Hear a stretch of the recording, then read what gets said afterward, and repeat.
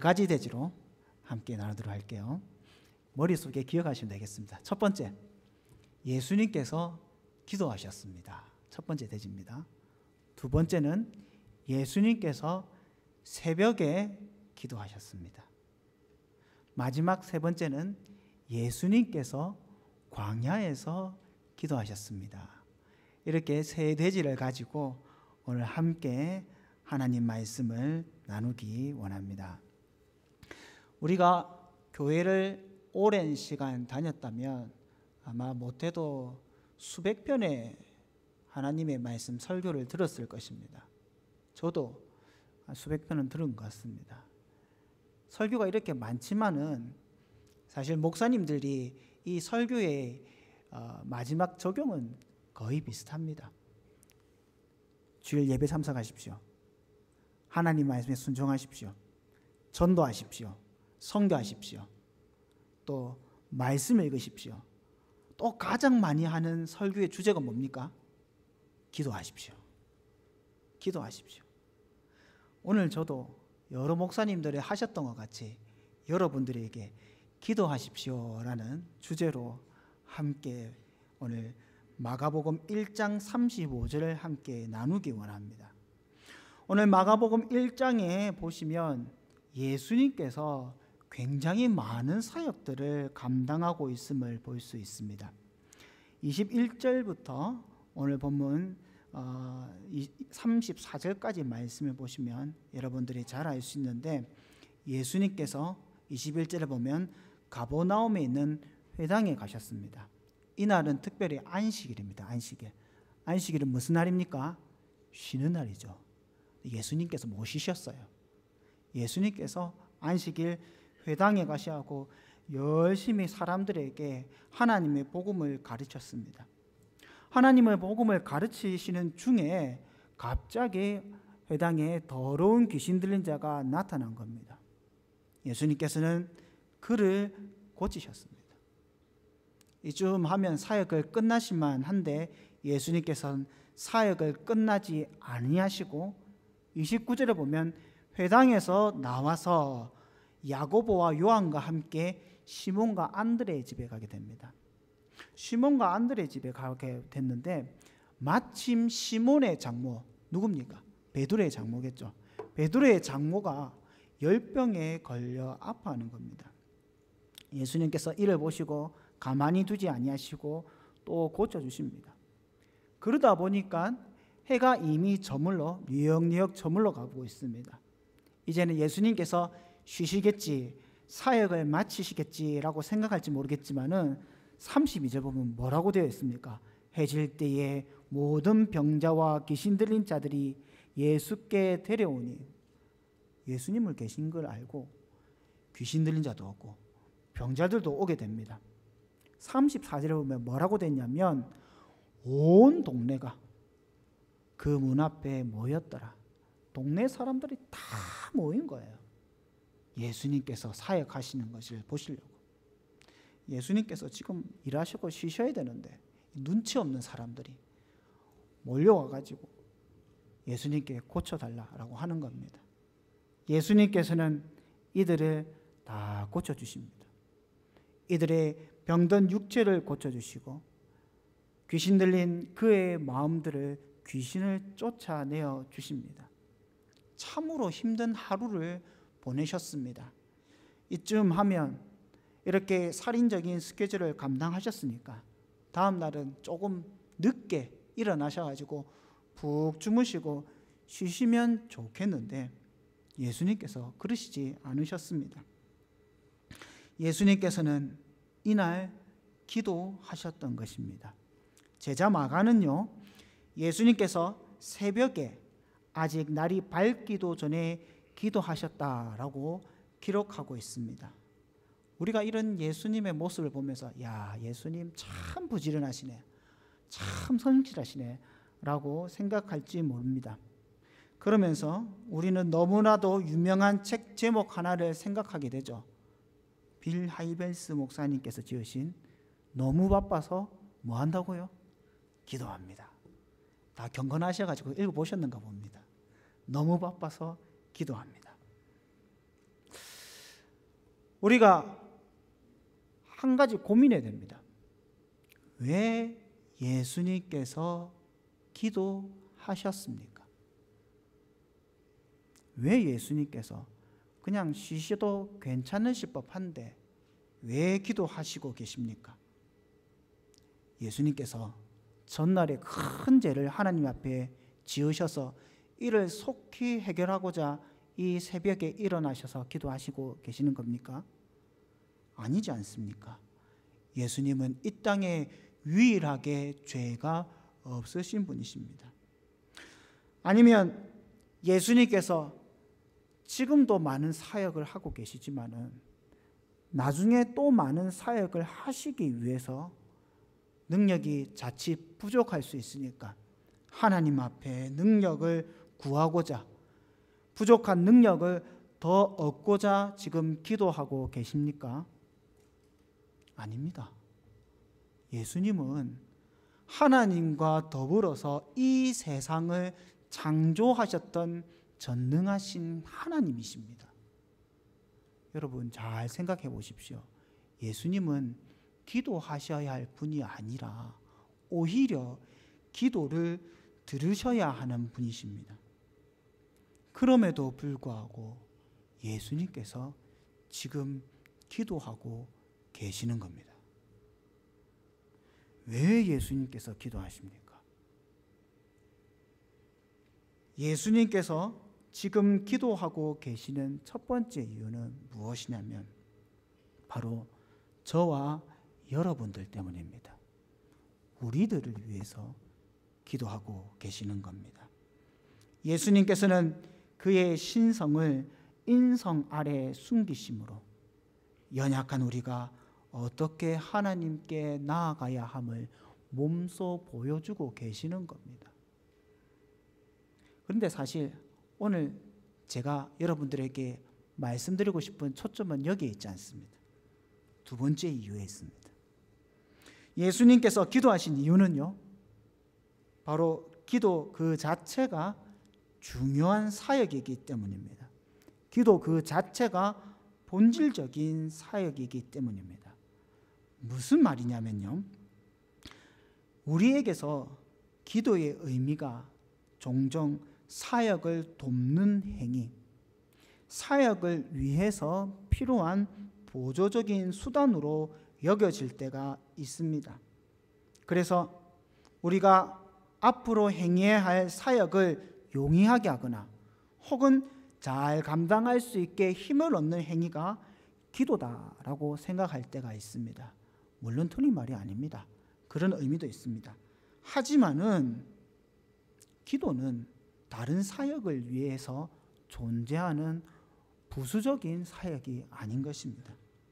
기도는 그 자체가 본질적인 사역입니다. 기도 그것만으로도 필요한 것입니다. 왜 그렇습니까?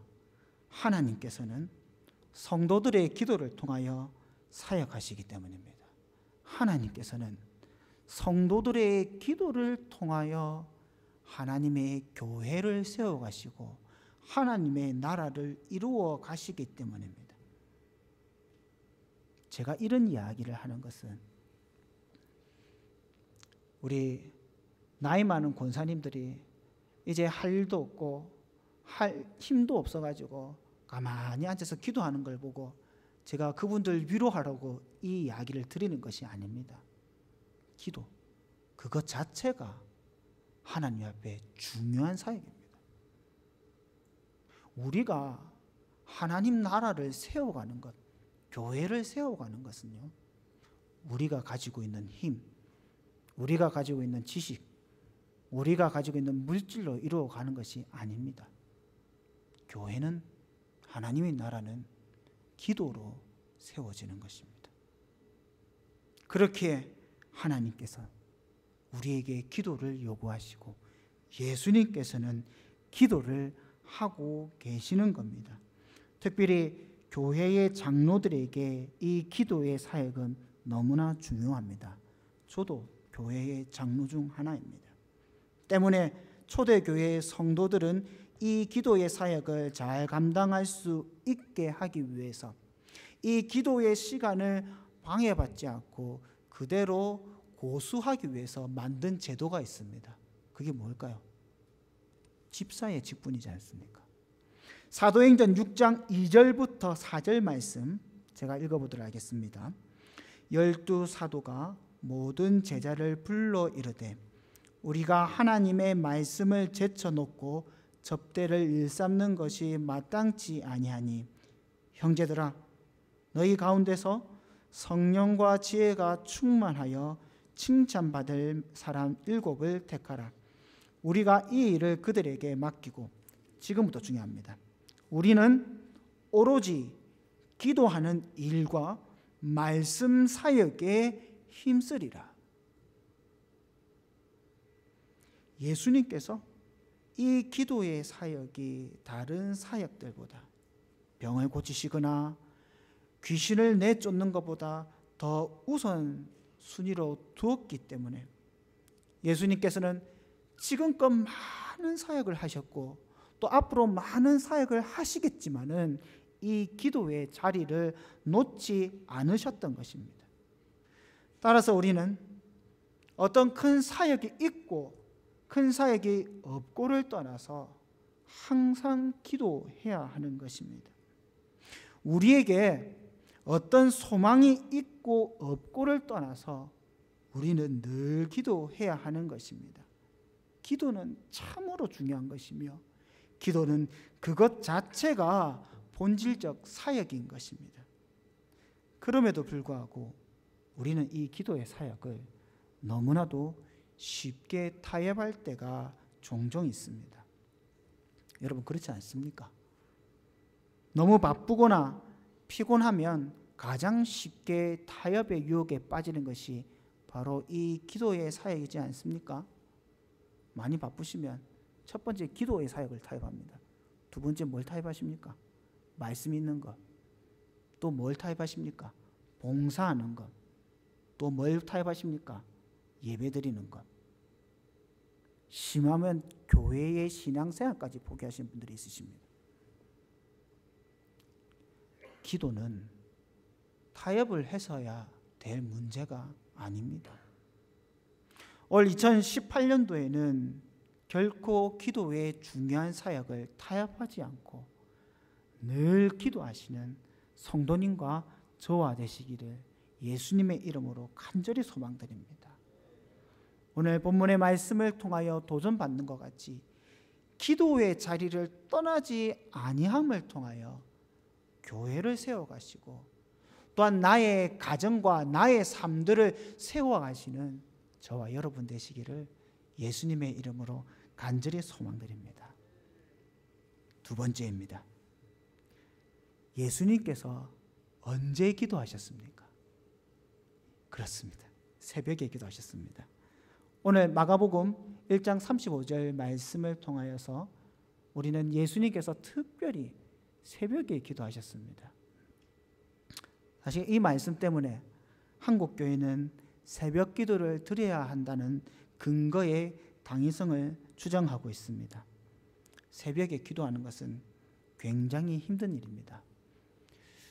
저도 청년 시절에 정말 교회에 열심히 봉사를 했었습니다. 그런데 단 한 가지 제가 못했던 것이 이겁니다. 새벽 기도. 죽어도 새벽 기도는 못 나오겠더라고요.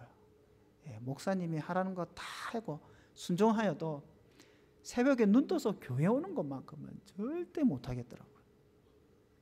모르긴 해도 새벽 기도에 자신 없어서 일찌감치 목회의 길을 포기하신 분들도 덜어는 있으실 겁니다. 하나님께서 예수님께서 하필이면 새벽에 기도하셔가지고 아침이나 오후에 기도하시지 새벽에 기도하셔가지고 우리로 하여금 이 새벽에 기도하게 만드신 이유가 무엇입니까?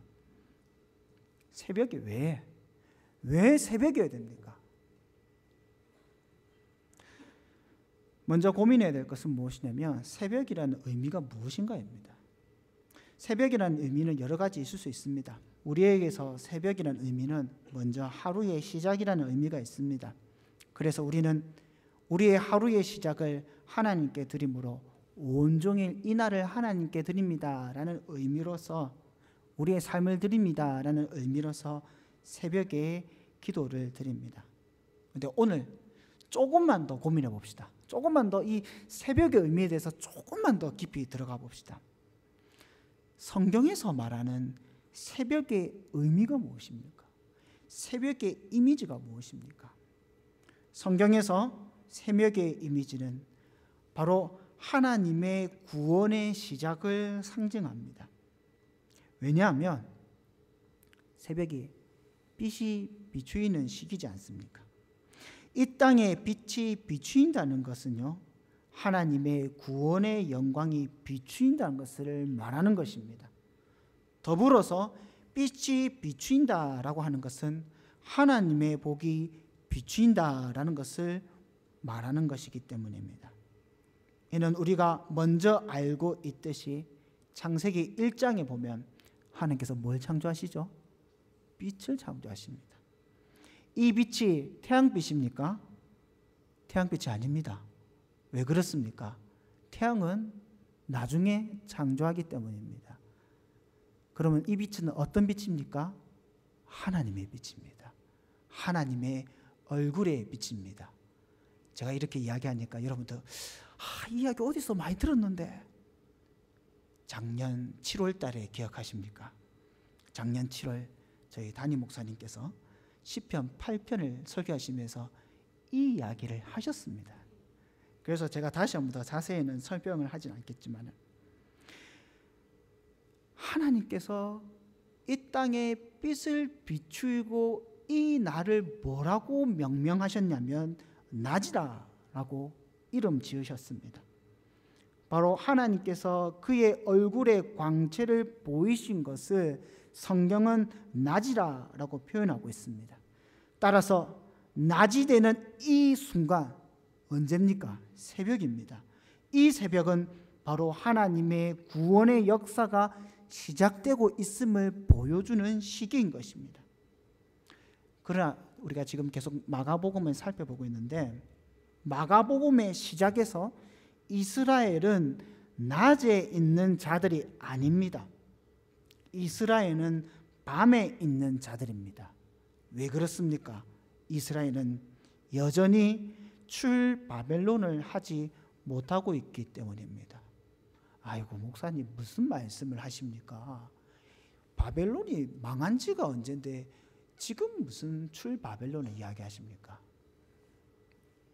여러분, 이스라엘이 포로기에서 끝난다는 것은 단순히 한 나라로부터 정치적으로 군사적으로 독립된다는 것을 말하지 않습니다. 이스라엘이 포로기를 끝내려면 어떻게 해야 됩니까? 왕이 돌아오셔야 되죠. 왕이 돌아오셔야지 이스라엘의 포로기가 끝이 납니다.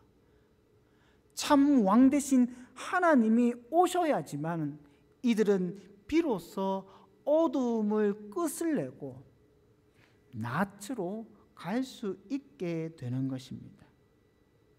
하지만은 우리가 말라기서 말씀을 살펴보아서 알고 있지만은 이스라엘은 이 밤을 끝내지 못했습니다. 이러한 전제가 사복음서 전체에 다 나타나고 있습니다. 사복음서의 시작은 모두가 다 이스라엘이 여전히 어두움 가운데 있음을 전제를 하고 이 복음에 시작하고 있음을 말씀하고 있는 것입니다.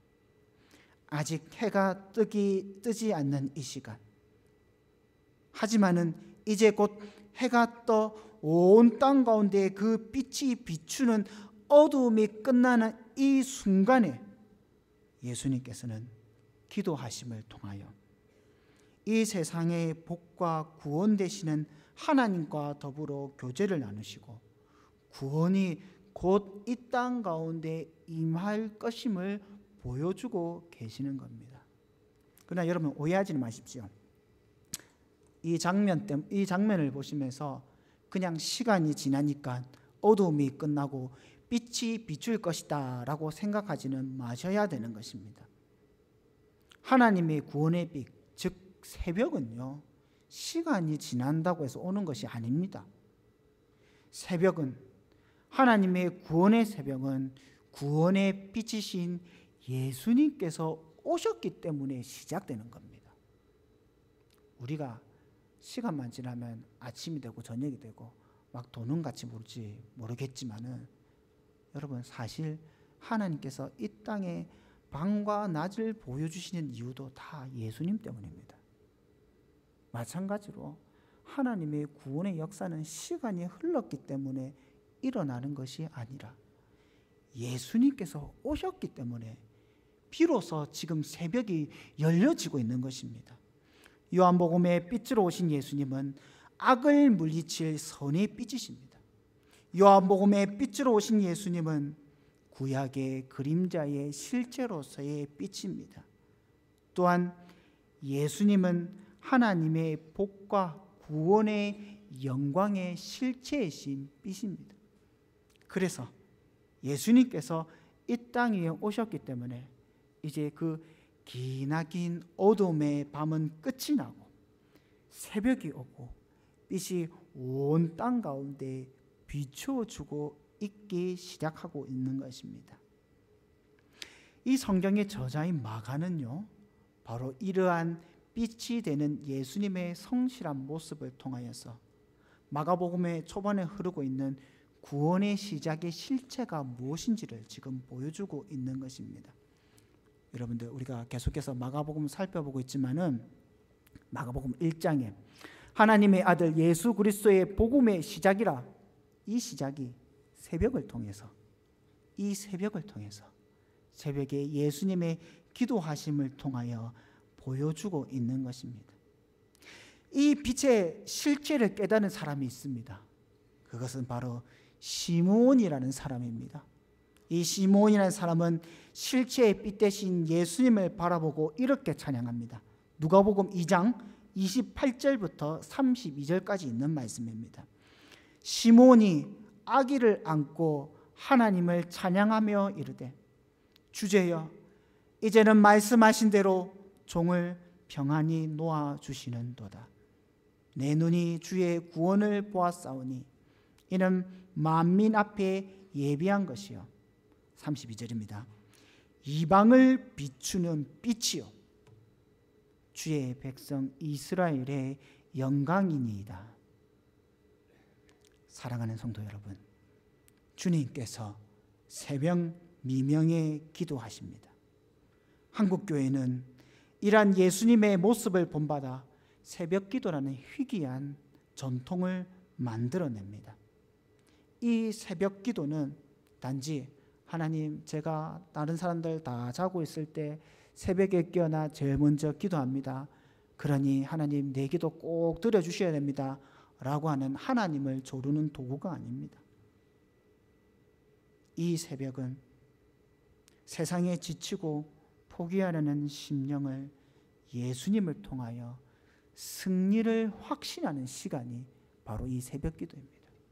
새벽에 예수님께서 승리하셨던 것 같이 이 승리가 이 교회와 나의 삶 가운데 있습니다라는 것을 고백하는 기도가 바로 새벽 기도입니다.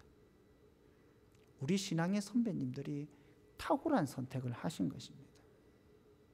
우리는 그리하여 새벽마다, 혹 상황이 되지 않다면 새벽이 아닐지라도 늘 기도함을 통하여서 주님의 구원의 확신과 교회의 승리를 확인하는 것입니다.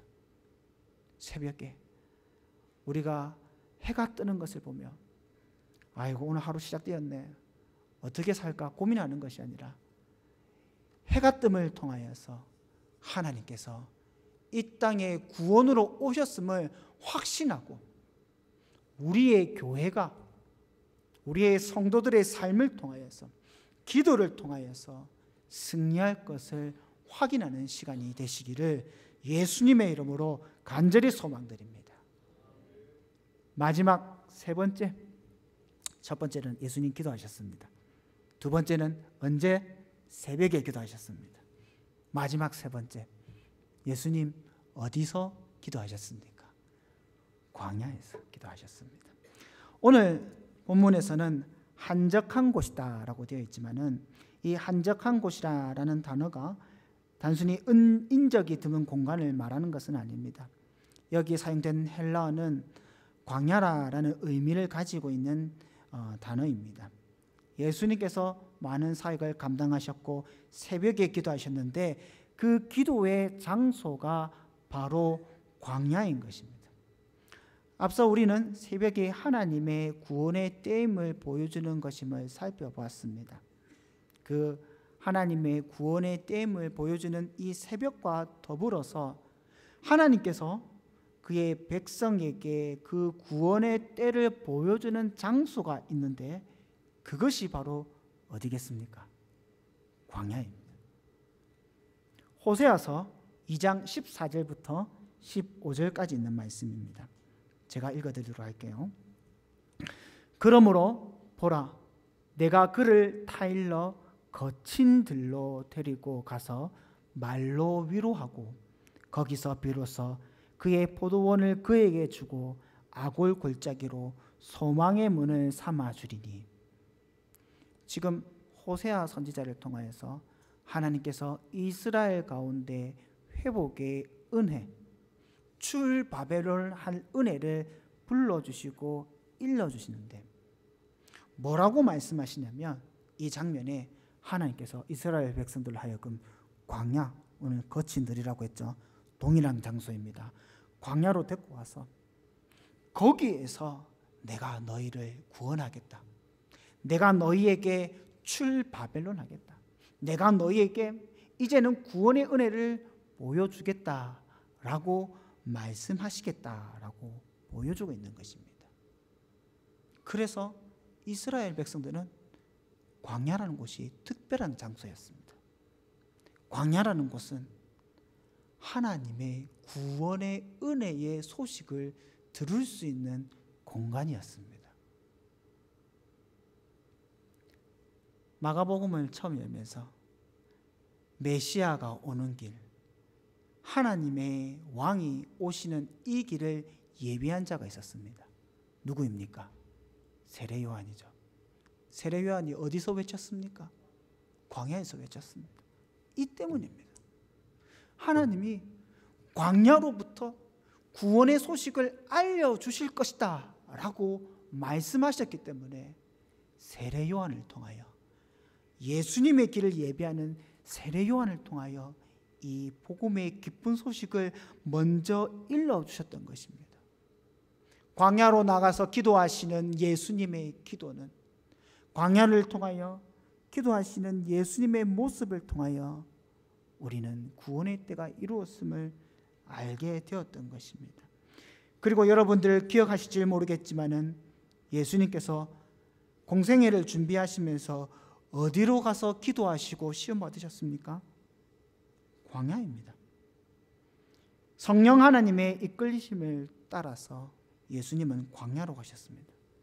광야로 가셔서 사단에게 시험 받으셨습니다. 과거 이스라엘 백성들은 광야의 시험에 실패하였지만은 예수님께서는 새 언약 가운데 있는 교회를 대표하여서 광야로 나가셨고 대신하여 시험을 당하셨고 그 시험에서 이기시며 창조주의 영광을 보여주셨던 것입니다. 이제 예수님께서는 우리에게 광야로 부르심을 허락하셨습니다. 우리에게 출애굽의 회복을 보여주시기 위하여 광야로 부르시고 계시는 겁니다. 우리는 그 광야에서 하나님의 구원의 메시지를 듣고 예수님을 만나 구원의 은혜를 경험하였습니다. 우리가 광야에서 죄와 사막의 권속에서 벗어나 하나님의 집으로 돌아가게 되는 영광을 누리게 되었습니다.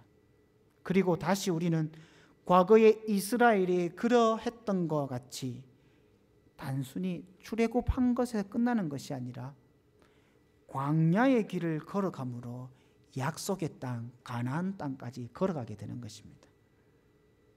그러면 이 광야의 길을 걸어가는 우리가 해야 할 기도가 무엇이겠습니까? 진정한 주님의 군대가 되기 위하여 이 광야의 길을 걷고 있는 우리가 주님 앞에 드려야 할 기도의 내용이 무엇이겠습니까? 여러분, 이 광야란 곳이 하나님의 학교입니다. 학교. 광야 학교라고 합니다. 그런데 이 광야 학교에서 잘 통과하기 위한 이 포인트가 있습니다. 그 포인트는 과거의 이스라엘의 실패를 통하여 우리는 알 수 있습니다. 이스라엘이 광야 학교에서 실패했거든요. 왜 실패했습니까? 왜 그들은 하나님의 시험에서 실패했습니까? 가장 큰 이유는 그들이 하나님 앞에 불평하고 원망했기 때문입니다. 물이 없으면 하나님 목마릅니다. 물 좀 주세요.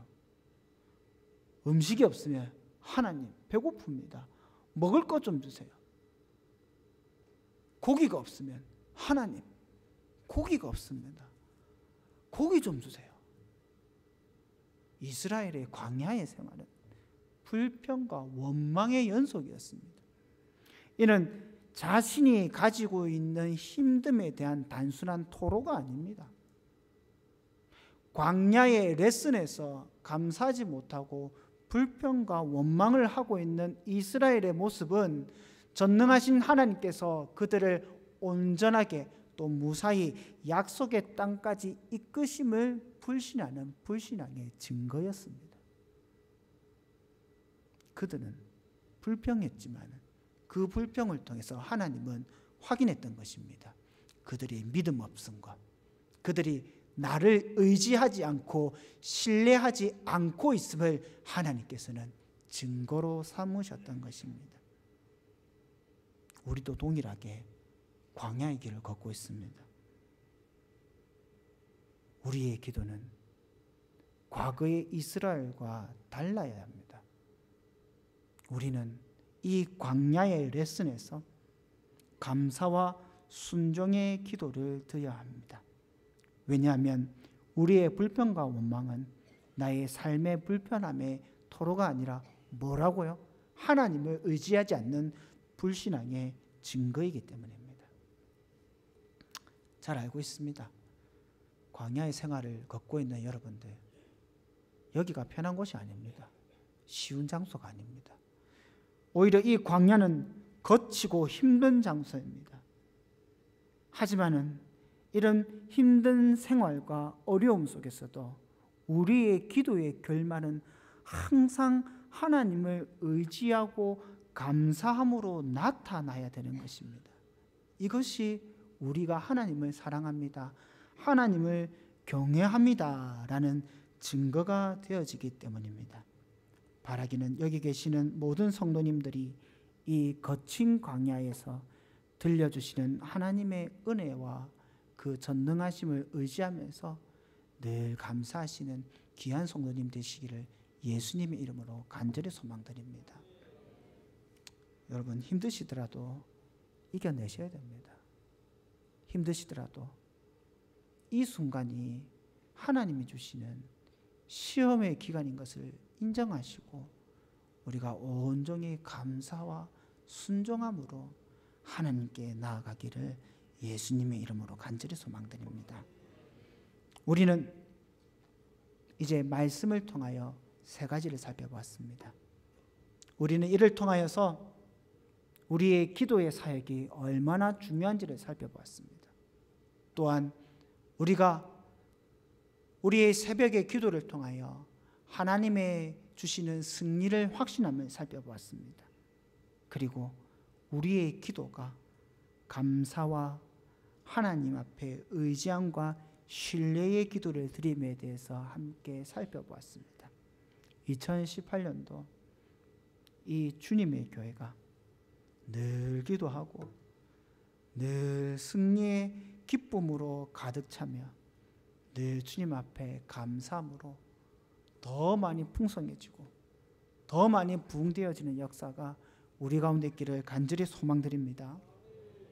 더불어서 저와 여러분들의 가정과 삶 가운데서도 우리 여러 지체들이 함께 기도하고 또 직분을 맡았던 우리 여러 중직자들이 함께 기도하고 여러 성도들과 더불어서 함께 기도함을 통하여 하나님이 누리시는 그 승리로 말미암아 살아가시는 저와 여러분 되시기를 예수님의 이름으로 간절히 소망드립니다.